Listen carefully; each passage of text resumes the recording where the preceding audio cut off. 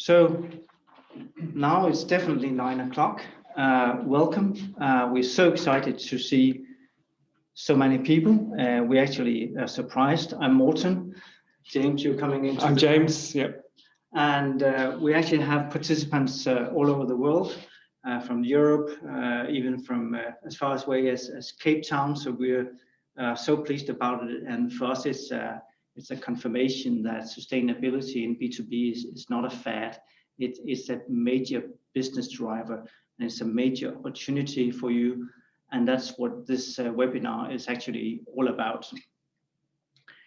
So over to you, James. Yes, all right, thank you. Thank you, Morten. Yes, this is a very, very current topic, and I think that explains the interest. Already this year, we have seen, okay, I just go like that.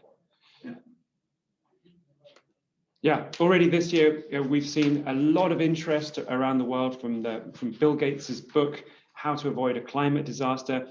It went straight to the top of the business bestsellers book charts, and also garnered a lot of column inches online and across the mainstream media. But this is not something that is just about a book. This is a topic that has been building an interest for many years. Here we can see a Google Trends chart, which goes all the way back to 2004. And you can see for many years, there was a relatively low but consistent level of interest in sustainability. And just in the last few years, we see a clear, marked increase in the level of interest. And of course, we expect that level of interest is going to continue. So we'll be presenting a lot of reasons for that, which we'll get into shortly. But just want to tell you what the agenda is. First of all, we will do a little introduction, so you know who I am and you know who Morten is. And then we'll get into the real meat of the presentation, which is about why you should be marketing your sustainability to customers, and then secondly, how to do it. And for companies that would like a little bit of help or like to discuss that topic further, we have an offer as well. But a few practical remarks before we get going. We would have loved to have met you in real life. Of course, that's challenging for the people in Cape Town in any case. But please shake your own hand and pour your own coffee, and perhaps another time we'll be able to meet.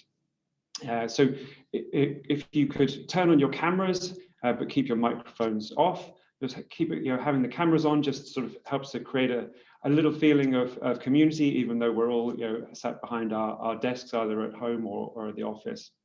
And keeping your microphones off just helps to ensure that the audio is good quality for everyone. We will follow up with an email with the slides, with a recording, and you can use the chat function that's open now, and there will be some Q&A at the end. So without further ado, let's get into it. And just a word of introduction. I will just introduce myself and then Morten, and then we've also got actually an opportunity for you to introduce yourselves with our first poll. So simply put, I want to see sustainable products and services flourish. That's my mission right now. I've been working in B2B marketing for around 20 years. I've led, I've been the marketing director at several international companies, led agency teams, and my career has been here in Denmark, but also in the UK. I'm a passionate scuba diver. Why the hell would you care about that? Well, it just says a little bit about why I'm interested in sustainability. For 20 years, I've enjoyed the colourful reefs, the riot of life and colour that there is there, but just in recent years have seen a marked decrease in the amount of life, and eventually these coral reefs just turning into grey rubble. And it really bothered me, and of course the sustainability agenda has been building in the news. So I decided I wanted to be part of doing something about that. I went to Copenhagen Business School and took the MBA, which has with a big focus on sustainability. And now my mission is to help B2B companies who are investing in sustainability become the preferred choice amongst buyers. My approach is very much using customer insights to deliver powerful messages that really resonate, strategies and content that move the needle. So it's all about differentiating your business, attracting customers, and helping to win business. Morten. Right, thank you, James. So I'm Morten. I've co-founded Blue Business many years ago, and what we do is kind of at the other end of the stick. We help companies grow. We help them build pipelines. So we are a lead generation agency, and in order to do that and grow your pipeline, you have to have a strong position in the market, and that's where we believe that sustainability comes into the place, because we can see that the market is changing, and we believe that there's a huge opportunity to be in the right position. So what we actually do is content marketing, marketing automation, digital lead generation, and account-based marketing. And one could ask, why are these disciplines relevant? And I think the response is twofold. One is that the digital or the customer journey has gone digital. Just this week, McKinsey launched a new, very interesting article on the omnichannel of B2B buyers, where B2B buyers are saying, we want to deal with you guys on a digital level. And we all know that a professional B2B buyer go a long way before they reach out the hand and say, we want to be there. So we want to be in touch with you. So this digitalization is one trend. The other trend is sustainability. And we actually believe that if we can merge these two super trends, we will be able to get a lot of mileage out of it. So James and I and our agencies, Magnetize and Blue Business, we're fortunate to work with a lot of great companies, and when we put this together, we actually left some space down here in order to indicate that there are room for one or two more clients interested in sustainability and in lead generation. I have to thank Selling Group for the insights that I have in terms of sustainability. I'm not a scuba diver. Selling Group is the biggest retailer in Denmark, a strong presence in Europe as well. And we started working with Selling Group on the CSR report in 2019. And I clearly remember coming out in the car park after our first meeting, and I was thinking, whoa, this is going to be great. This company is putting in so many resources. They're so committed to sustainability. And it made me be convinced that companies like yourself, whether you are small and large companies, and we can see a lot of diversity in the attendance today, but you as a company, you have the opportunity to change the world. So we think because you have the executional power, and also because the market is changing, we will see a much more focus on sustainability.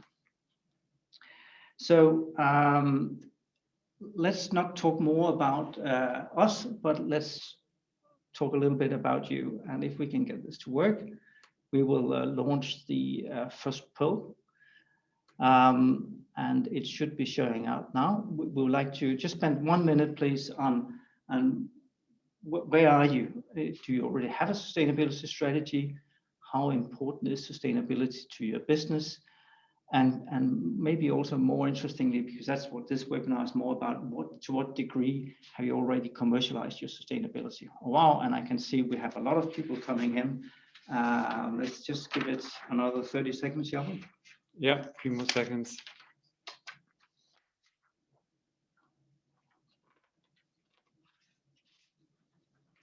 (78%, 80% people have voted. This is faster than if you have a general election or whatever. So we're at 82%. Maybe we should close the poll there. We've closed the poll at, we have 85%. We'll close the poll right now. It's much higher than in most markets. And let's launch the poll and share the results. And James, are you happy to comment as well? 42%, oh, sorry, 38% are saying we have a sustainability strategy. 10% are saying no. And interestingly enough, 55% are saying we're working on it. Yeah, that's good. How important is sustainability? Only 5% says not important. 52% says it's somewhat or very important, and that's interesting. To what degree have you commercialized your sustainability?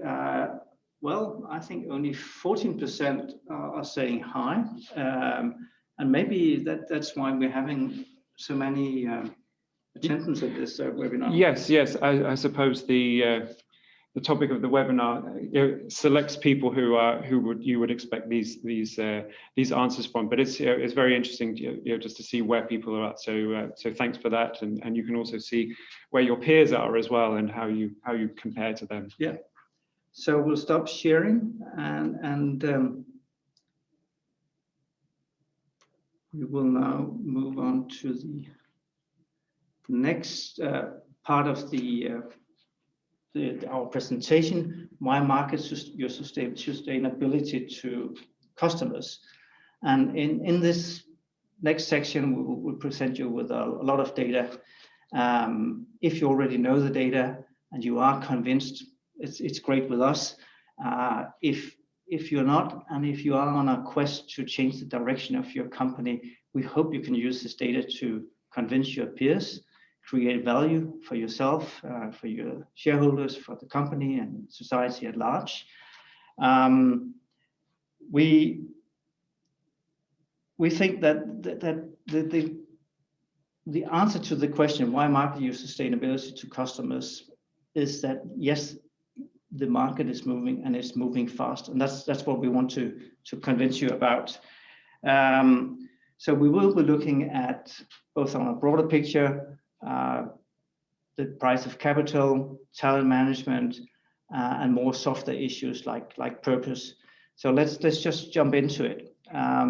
Looking at and starting in the helicopter, looking at the value chain. This is a slide we have used, borrowed from a Danish company called Lemvig Møller.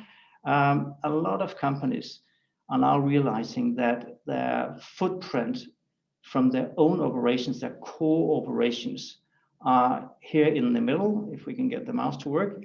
So that's maybe 10 to 20% of your footprint. The big risks and also the big gains lies in either end of the value chain, where you have your upstream and downstream suppliers.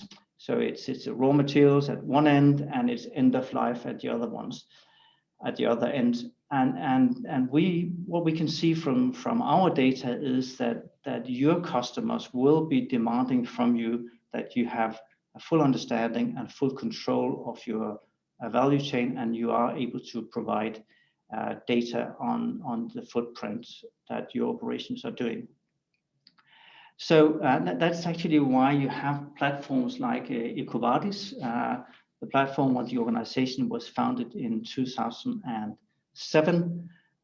Today it's the world's largest provider of business sustainability ratings. They have a network of more than 75,000 rated suppliers, and EcoVadis and other platforms like that is one of the ways that you can provide the data to your customers, to your investors, and to others who want to make sure that if they want to buy from you, that you are actually a company that one can trust. We all know that money is what makes the world go around, and we can see that top management is spending more and more time on sustainability issues. The Danish company FL Smith, who have a very long and complicated value chain operating in markets far away from the headquarters here in Copenhagen. They have 5 full-time employees just providing data to the investors. And it's also influencing the executive pay. So Financial Times are reporting that the top UK companies, their management is being paid on how they're performing, and we've actually seen it to some of the top 40 companies in Denmark.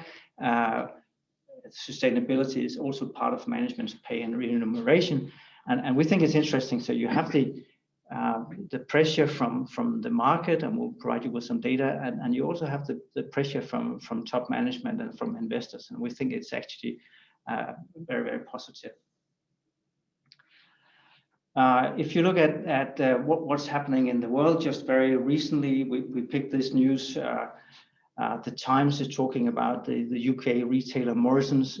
They now want to provide zero emission eggs and other agricultural products from next year. Unilever, huge conglomerate, they've said, we want to source our products and put a lot of emphasis on companies that are owned by minorities. That could be women, ethnic minorities, disabled people, and the likes.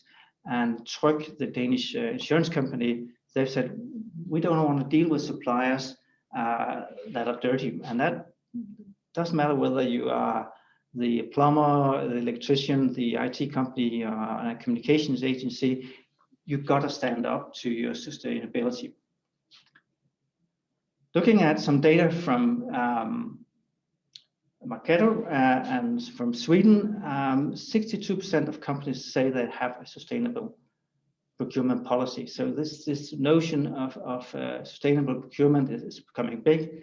In this one, 57% of respondents are saying this has influenced our purchasing decision, and likewise, somewhat decisively. We also know from Marketo that 67% of B2B buyers want to work with companies that are striving to lower their impact on the environment. And actually, 30% of B2B buyers will move away from brands whose values don't match their own. And we think this is interesting. So you have, on one hand, you have the sort of hardcore, we will measure you on sustainability. Can you prove how your data is from your suppliers and what's the life and end of life impact you're having? But also this more softer issues like values, and I know James is going to talk a little bit more about that later on. Maybe this is also a generational issue. So we have data saying that younger buyers, they are twice as likely to prefer a brand that kind of shares their views on the environmental and social issues. So imagine that the generation that's coming after us, how they will influence this movement. We think it's going to be big. So, and actually, Marketo is saying 68% of B2B buyers factor brand purpose into the buying decision. And if you look at it from the other angle, those who are selling to these buyers, 48% of them say that they actually lost sales because they didn't have a clear sense of purpose. And I think if you'd asked me that question 5 years ago, I would have doubted. I can just see we have a chat. Let me just see here. We have some Q&A. Can we get the slides? Yes, you will get the slides afterwards. We will send them to you. And we get a thanks. You're welcome. Let me just go back. We are on track here. So Magnetize and James Agency, you did some research in the UK last year and asking UK companies to what extent does sustainability influence your customers and prospects' decision to buy from you. And the majority say that it has a decisive influence. Some say it has some influence, but I bet you that if we meet again in a year's time, the green area will have grown. They're also asking, have you lost or won business for sustainability reasons? And if you add the green and the yellow together, you see a majority. So this is having an impact. And so either you win or you lose. And I think that's what this webinar is all about, that there is this opportunity that if you get into the market now and position in the right way, you will gain market share. And we actually have a case a little bit later on talking about a company, demonstrating a company, a small company actually, that has gained market share by repositioning. So, and the last stats, I think, are do you expect the influence of sustainability in buying decisions to change over the next years? And again, a majority is saying there'll be the influence will grow. So we think that we have demonstrated and we can provide a lot more data that the world is changing, that this is a trend, and you have a huge commercial opportunity. So if we all accept that, whether we're talking about capital, we're talking about talent, we're talking about the actual decisions to buy, the world is changing, then what are we going to do about it, James? Well, that's a very good question. So let's dive a little bit more into that opportunity. And actually, sustainability offers a tremendous opportunity to differentiate your brand.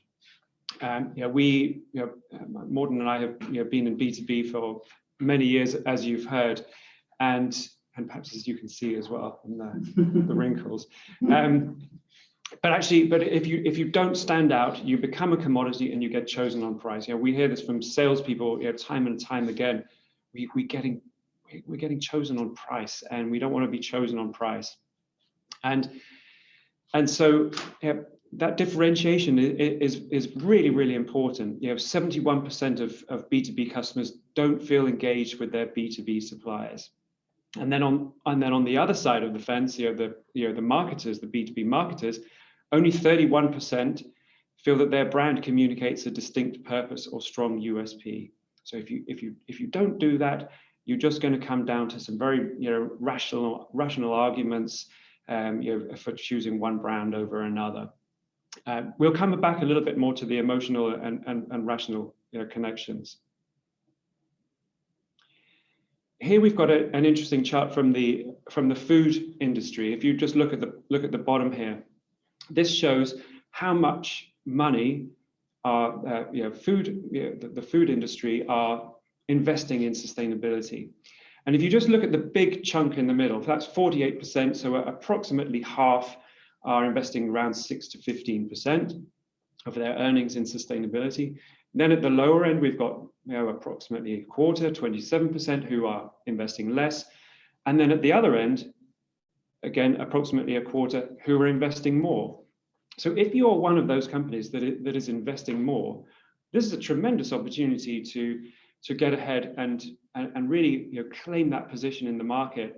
And because as we've seen from Morten's slides, this is sustainability is something that companies want. And if you're a company that can supply that, well, that's a tremendous advantage for you. So you've got to be out there and communicating and letting people know that that's what you offer. Likewise, if you're at the 48%, perhaps you treat sustainability as somewhat important to your business. You know that you need to invest in it. The world is moving on, but you don't think that it's going to be really part of your overall brand promise. It's more supporting your brand promise and showing that you're still a relevant supplier. You've got to make sure that you're communicating that to your suppliers. You can't to your customers and prospects. You can't assume that they know. And obviously, if you're investing less, among the 27%, then obviously you need to have some very good other reasons, for choosing your brand, because sustainability probably isn't one of them. Let's have a look at how this works in a model. So let's say this orange area on the chart here is your competitive advantage today. So let's look at these circles. Top left is your company. So the strengths that your company brings, your offering in the market. On the right-hand side, we've got your competitors. They're offering something slightly different, and your competitors, your customers down below. This is what your customers want. And so your competitive advantage is the overlap between what your company offers and what your customers want, minus what your competitors offer. So that's why we don't include, that little section in the middle there. Now, as your customers change, what they're looking for, so sustainability becomes more important. If you reposition, your company, or update your messaging, and then you can bring your circle down closer to your customers. And what happens is that your overlap with your customers becomes much bigger. So after you have repositioned, after you have started to communicate your sustainability offering, there's you become more appealing to your customers. Research shows that stronger brands also command higher prices. So, I mean, you don't need to think more than a second about Coca-Cola and Apple and so on. That's true. So marketing your sustainability will help to strengthen your brand, and that will help you to achieve higher prices. And and we need the companies who are investing in sustainability to be the ones that have a good financial footing, because then they can reinvest in that. But this is not a cynical approach to raising your prices, because what we've seen is that the customers value sustainability. They want it. They've made commitments to their stakeholders that, yes, we're going to improve our business in these areas. And so you're providing value, and you should be compensated for that. So the higher price is fair. A lot of companies are making sustainability reports. Many of the big companies have to, and some of the smaller, medium-sized companies are getting on board as well. But actually, it's not enough just to make a sustainability report. I say just because it's a big undertaking. But the point is here is that a sustainability report targets a broad audience, with the overall goal of demonstrating, hey, we're a responsible company. You can hold us accountable, and we're making some steps in the right direction. But it's not focused messages for customers. However, in that great effort to produce a sustainability report, a lot of data targets have been developed, strategies have been developed. Perhaps you have some certifications. Maybe you're quite far along, and you've rolled out some initiatives, and you've got some results in there. This is all tremendous raw material from which you can craft a message that really speaks to your customers. B2C is often a couple of years ahead of us in B2B, and what we see from this this report from the Sustainable Brand Index a couple of years ago is that they also saw then that there was a move from the one size fits all communication to then companies saying, okay, now we have a message for customers, now we have one for investors, now we have one for employees, and so on. So we expect that's going to change in B2B as well, because ultimately that's where you get the greatest impact, is by making sure that what you're saying is relevant to those audiences. The next point, actually, this is the fifth and final point in this section, is that your employees actually want to help make the world a better place. By 2025, I believe, around 70% of the workforce is going to be made up by millennials, and millennials are 92% of them say it's important to work at a socially and environmentally conscious company, and so. And it's not to say that Gen X and Boomers don't care, but millennials are the ones that care the most, and Gen Xers they care a little bit less, and Boomers a little bit less as well. So this is we're pushing on a door that is open here, and it's a movement that's growing. I mean, we have Joe Biden in the White House now, and he's quite a different character to the guy who preceded him, and he has committed $2 trillion a couple of weeks ago to climate action, investing in infrastructure, this year. The World Economic Forum, here's a headline on the right-hand side, from their most recent Congress. But actually, sustainability is a topic that they've been talking about for years to come. For the last few years. And it's a topic that we expect them to continue to talk about.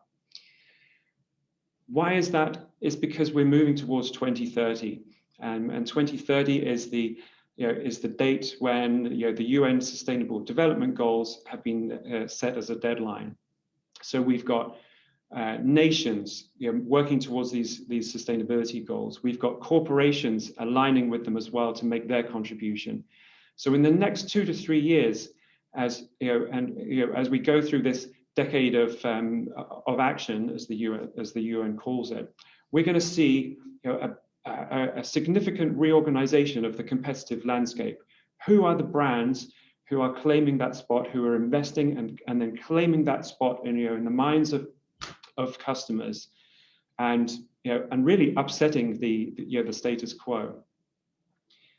If you're going to do this, it's better to be the first. Better, a lot of categories within B2B are still open. There is no established sustainable brand. So it's far easier to go in and claim white space where there is it, rather than try to outmaneuver another brand or compete with another brand that has already claimed that space. So better to be first than second or third. Our good friend here, Mauricio Graeber, who's the CEO of Christian Hansen. And Christian Hansen, for the non-Danes, is one of the leading lights within sustainable business within Denmark. And he calls this the biggest commercial opportunity ever when he talks about sustainability. The companies that will be the winners of tomorrow are the ones capable of commercializing their innovations to address the global challenges that our world is facing. So he's talking about, on the one hand, about innovations, innovations to make our businesses more sustainable. And on the other hand, commercializing it. In other words, we need both of those things to happen. It's not good enough to make sure that we are cleaning up our act. We actually need to get remunerated for it, because that's how impact happens, and that's how reinvestment happens. I should have cleaned this slide up a bit. And there's two images here. Well, okay, I mean, we don't want to put too much of a negative slant on here, but we also need to think about, well, what happens if you don't market your sustainability? Well, okay, the future could be bleak for your company, frankly. I mean, and actually we see this in one of the cases where Morten is going to talk through in a moment. That actually, if you don't move along with this trend, well, you can expect that your sales are going to decline, and then maybe you get into financial difficulties. It becomes more challenging to retain talent. You can't invest in your business in the same way, and ultimately, you're failing to have the desired impact that you want in the world, and your business is just simply becoming less relevant. That's the grim-looking spiral. The person disappearing down a not too attractive hole there. But you can see on the chart below that there is actually an opportunity for renewal, and that's what we're talking about here. It's about updating. You're making investments in your business. Now you've got to get out there in the market and make sure that they know it, because the curve can go up, and for many companies it will. It's just simply a decision to make. So those were a lot of rational business reasons for going ahead and starting to market your sustainability to customers. But I suspect that there's also plenty of people on this call this morning who, just from their own perspective, they want to be able to look back on their career and feel that they did something meaningful. They want to be able to go to work happy that they're making a valuable contribution to the world. And as I hinted at earlier, what that contribution from marketing is, it's a contribution that doesn't get talked about. All of the focus is on about, you've got to make your business more sustainable. You've got to make, and that's fine, and it's absolutely necessary, and it's got to happen. But it's only half the story, as Mauricio Graeber pointed out. That's kind of the supply. It's the product. You know, we're investing in creating a sustainability product. It's got to be commercialized, because, you know, without that commercialization, we're not going to have the impact. And the faster we have that commercialization, you know, the more money that we can earn, the more we can reinvest, and the more we can, you know, speed up our progress towards getting more in balance again, you know, with the planet, and also with, you know, the different, you know, people around the group, because of course there's the social side of sustainability as well as the environmental side. So marketing has got a tremendously important role to play in making this happen. It's just as important as, you know, making the changes in your business to become more sustainable. So it's very, very, you know, inspiring work, very important work that can be done here, and you know, we hope that you rise to the challenge and grab the opportunity. Morten. Thank you, James. And also thanks for taking us through this, what I think is fascinating, that you have the rational arguments that we have provided, and also the emotional and the sort of kind of the greater cause. So let's talk a little bit about you. I can also see we've had some Q&A, but we'll just launch another poll, which is why market your sustainability? The poll is here right now. So why is it that you want to market your sustainability? Do you see it as a survival of your business? Is it to improve your competitive position, which you talked a lot about, James? Do you already now see demands from the marketplace, from the buyers? It's a question of profits. Do you have, or is it sort of the greater good? Do you want to have a positive impact in the world? And I can see we have a lot of people jumping in now, so we will give you a minute or so.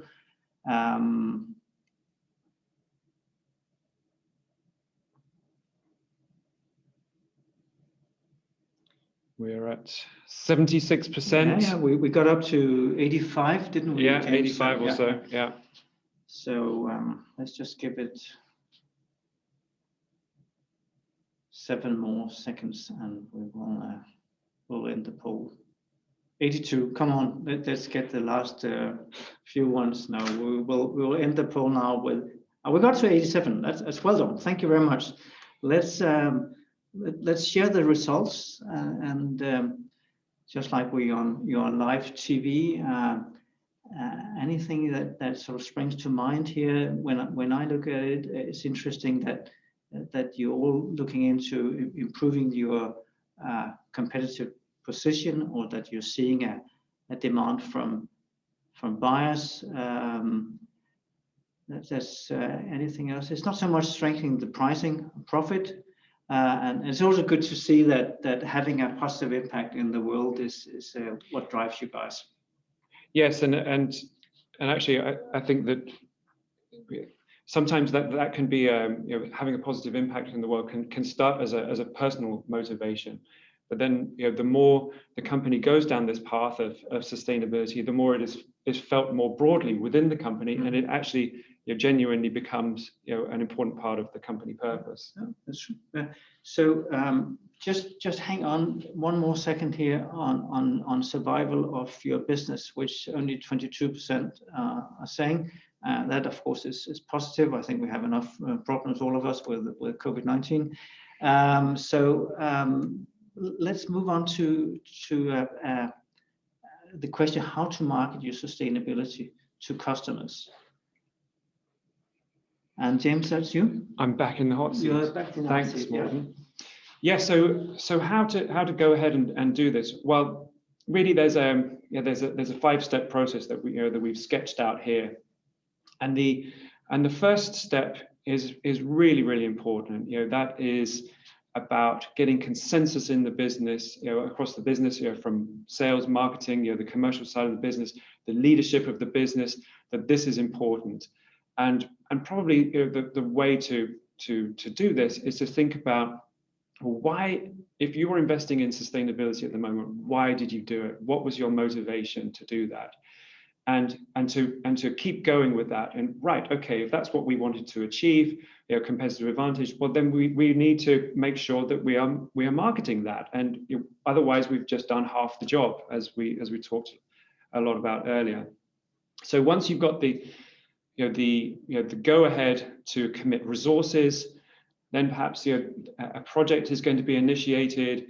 Perhaps the marketing team is going to be put in charge of that, to lead it, and we can start to put together a timetable and some goals. Where do we want to be in 12 months, 24 months, 36 months, perhaps, and just high level objectives there, and then starting to break it down to the near-term goals as well.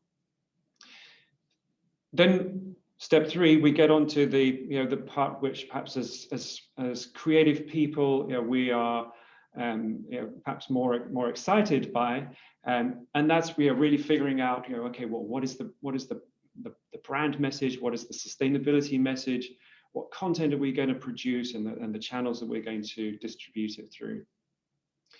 Then we get down into the nitty-gritty of rolling up our sleeves at step 4 and implementing that. So we've got our development plan of, okay, we need these assets by these dates, and coordinating that process, and then executing those assets across channels. And then finally, we've got the feedback and learning. So okay, what does the data show us through the digital channels, through our sales channels? What's the feedback from salespeople and customers? Are we starting to see a change in our brand perception and so on? Okay, all right. Well, then let's loop back and learn from that. Do we need to make some little tweaks to our message? Do we need to update some pieces of content? Do we have some pieces of content that are missing? And then we keep going round and round. And that round and round, that's something that is going to continue. I mean, it's not something that you do for 3 months. I mean, it takes time to build that presence in the market, and to be known that you have a sustainability angle to your offering, whether that's small, medium, or large. So yeah, this is a commitment, and of course, it needs to be folded into the other communications streams that you have as well. So that's kind of like a high-level process, and I'd also just want to share with you 5 considerations as you go through this process. The first one is the old classic marketing question: who is your audience? And it's going to be quite obvious that you need to communicate this to your, let's call it your traditional target market. But maybe your sustainability actually opens up some opportunities to address a new target market that you've not been able to address before. And in the case, we hear a little bit an example about that. So that's actually one way that you can start to grow your revenues, by going for those companies who really value sustainability very high on the agenda. You need to think about the people behind those customers as well. So are they millennials? Are they Gen X? Who are the people who are making the decisions? Because according to those profiles, you need to put more or less emphasis on values, for example, as we heard with Morten. Millennials in particular, they really want to work with companies that they have a good feeling about, as well as working for companies that they have a good feeling about. And in those companies, what are the sustainability issues? So, for example, within food, the food industry, big sustainability issues are nutrition and health at one end, and also food waste at the other end. So, okay, well, how can we, if we're targeting the food manufacturers, for example, how can we show that we're contributing to helping them achieve their goals within sustainability? And that leads us on to the second point, which is really about getting your message straight. And it's really, really important just to have, before you start communicating, just have, like, be really, really clear about what is the one thing that we want to be known for within sustainability. And then all of your communications will revolve around and support that one message. And if you have, if you don't do that work, then you will find that you're communicating about one thing over there and another thing about there. And there's not really going to be one powerful message that comes through. And it's so important to do that work, because it takes many, many repetitions, even of one message, in order for it to sink into the minds of a customer. Might also need to consider, well, do we need to update our overall brand promise? And this probably comes down to how important sustainability is in your overall offering. If it's if it's really, really key, then you probably need to update your overall brand promise.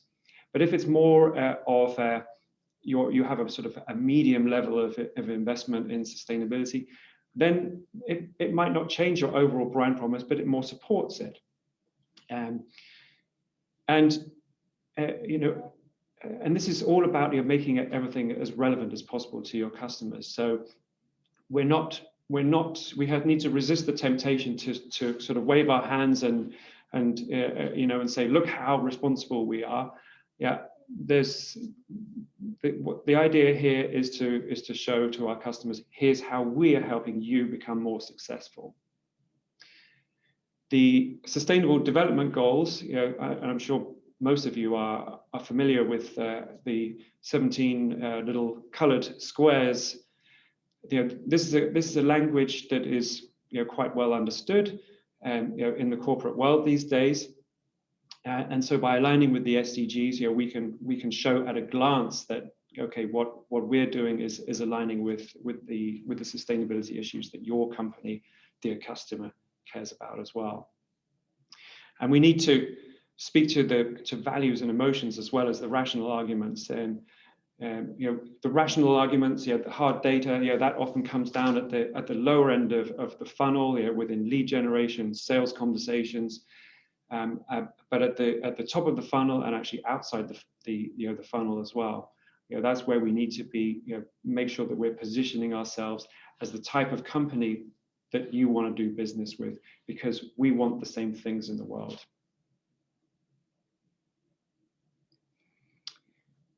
It could be that you should consider updating your company mission or purpose. A lot of company mission statements and vision statements are quite, they're really objectives for us as a company. In the last 10 years, where we want to be number one in our market, for example, and that may well be exciting to shareholders, but we can use a mission and vision or purpose statements to really connect with customers, and that's where it becomes really, really powerful. Here's the kind of world that we want to see, and here are the steps that we're taking in order to bring about that world or contribute to it. So it can't just be some nice words on a website. There needs to be some substance behind it. And substance is a really, really important point, because otherwise you get open to accusations of greenwashing. The EU did a sweep of hundreds of e-commerce websites towards the end of last year, and found that about 40% of them who had sustainability claims didn't back up their claims with facts or data. And the EU just says that's greenwashing. So that's what we need to know here, is that you've got to have a mix of data, some stories as well, in order to back up your claims and really substantiate your contribution. And companies are looking for real investment and long-term commitment, many companies within B2B, they're actually looking for long-term suppliers. They don't want to have to chop and change from one time to the next.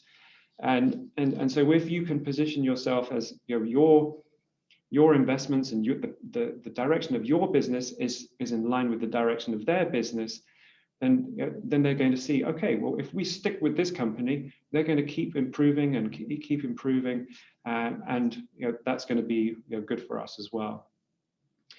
Charitable donations are great, and we wouldn't want to prevent or encourage anyone to stop making charitable donations. But the point is here that sustainability is about each company making its own operations, making its own products more sustainable, including through their supply chains.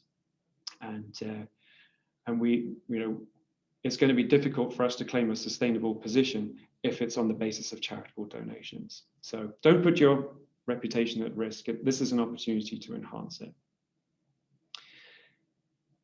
And lastly, incorporate sustainability across the buyer journey. So, at the top of the funnel, brand marketing, lead generation, sales communications, all the way down through into your customer base, and outside the funnel as well. I mean, only maybe 5% of buyers in any market are active at any one time. So there's 95% of the market they're not looking to buy, but they are still open to messages, and and they will need to make a buying decision next quarter, next year, in 2 years from now. So we need to start making sure that those future buyers also understand that we have a relevant offering, and we communicate consistently with one message throughout all of these different stages. Morten, over to you for KLS. Thank you very much, James. And I think this fact that when we talk about the rational and the emotional aspects of sustainability, I think it's really interesting. Now, probably many of you have attended webinars during the past 12 months, and in many cases, when you are presenting a case, it's kind of high-tech companies, large enterprises, and what have you. But we've chosen to talk about KLS Pure Print to demonstrate that sustainability is for all of us, and also to make the point that James was saying, that if you get in first, you have a fantastic opportunity. So KLS Pure Print is actually, it's a 4th generation family-owned company. They're printers. They operate in a market that is in heavy decline, 5 to 10% per year. Imagine that. So going back to the poll we did just a little bit early on, where you said this is a question of survival, and only very few of you said it. In 2015, KLS was really under pressure, as you can see in the bottom, in the printing market. In 2007, there were 2,000 printing companies in Denmark alone, and today there are around 80. So KLS they were under pressure, they were challenged, and they decided to launch a strategy saying we want to be the world's most sustainable printing company.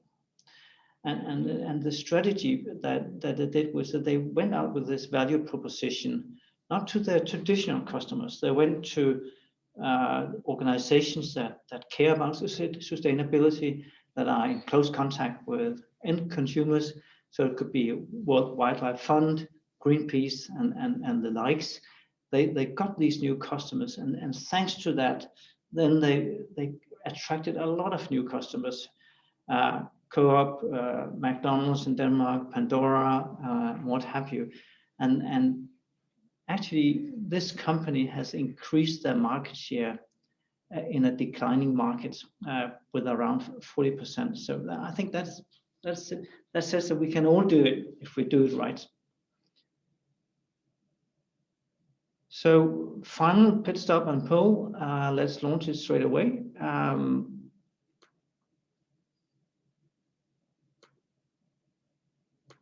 what are your top challenges? Is it getting commitment from the organization? And we provided you with some data that you may be able to tap into. Is it getting your brand message right? Is it content? Content is a classic. We certainly see it when we do lead generation. Is it a question of channels or implementation or measuring impact? Lots of options. We couldn't get Zoom to ask you to only make the top 3, but just while we're waiting for the results, just one comment to what you're saying about campaigns and messaging and persistency, James. I'm a strong believer in always on. So when you go the sustainability route, it is a long-term commitment, as James was saying, and you have to be always on, because you will constantly attract new people. We see that when we are running APM projects. So let's end the poll here. I can also see we're a little bit pushed on time, James, and let's just share the results. Getting the brand message right, 53%. Identifying relevant content, interesting. I can understand it, where do you start, but we hope we've given you some inspiration on where to start and how to get the brand message right. And then measuring impact. That's an interesting one as well. That's actually the top one. So thank you very much. I think we are getting close to the end, and I know we have some Q&As as well, but final words from you, James? Yes, thank you. Yeah, so we just wanted to put an offer out there for any companies who would like to have a further discussion and who might require a little bit of help on moving forward.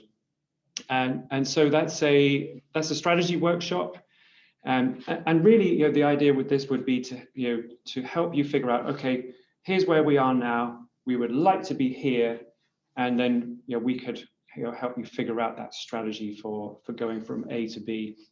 That would take place in a 2-step process. So first, we would have a discovery meeting where we would get together with you, and we have 12 questions, and we would run through those, and we would be able to provide you with a score, assessing your readiness, the potential that you have. And then based on that, then we would be able to develop a strategy and have a strategy workshop with you to show how you get from A to B. So if that's something that's interesting, drop one of us an email after this webinar. We've got a lot of people on the webinar. We wouldn't be able to do this for everyone, I'm afraid. It's there's a lot of work, a lot of hours go into this. So please just drop us a line if it is of interest, and then we can follow up with you directly. All right. Right. We are on Q&A, and I can see that we are really close to the deadline. So we will, first of all, we will share our slides, and we will have also been recording this session. So there's a comment here, being more sustainable than competitors doesn't necessarily mean you are sustainable. You're absolutely right. So communicating trustworthy takes more, or it could look like a little greenwashing. I think we agree on that. You were also commenting on that. What is your advice on when to market yourself as a sustainable and responsible company? Yeah. James, you want to take that one? Yes. I mean, this the word sustainable, everyone has a different image in their minds of what that means, and some people will have much higher standards than others. So we need to be very. So the word sustainability is it can be a difficult word to use in communications, but ultimately what we need to do here is just make sure that we're not claiming more than we're doing. And so yes, you might be in an industry that's actually quite dirty, and you're making your first step. But the thing is, you are making your first step, and perhaps you're also making commitments to. We know that we need to clean this up, and you can communicate that to customers. We're making this step.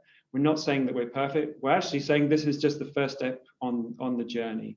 But here's our commitment to you. If your company has gone as far ahead and made a commitment.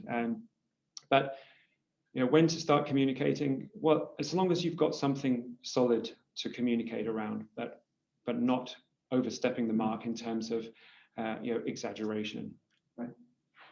Okay, and I think we are in respect of everybody's time. It is now 10 o'clock. We hope you have enjoyed it and that we provided you with some inspiration. And let's we know it's a big subject. It's hard to cover in 60 minutes, but let's continue the discussion online, on the phone, LinkedIn, etc. So with these words, we're going to say goodbye from Copenhagen. I hope you've enjoyed it. I can just see that we have, there's a chat comment. Can we? Okay, this is just go to the contact details. Oh yeah, sure. Yeah, we have here our contact details. Thanks very much. So with these few words, we'll say goodbye and thanks very much. And we will be in touch, hopefully. Thank you. Goodbye. Bye bye.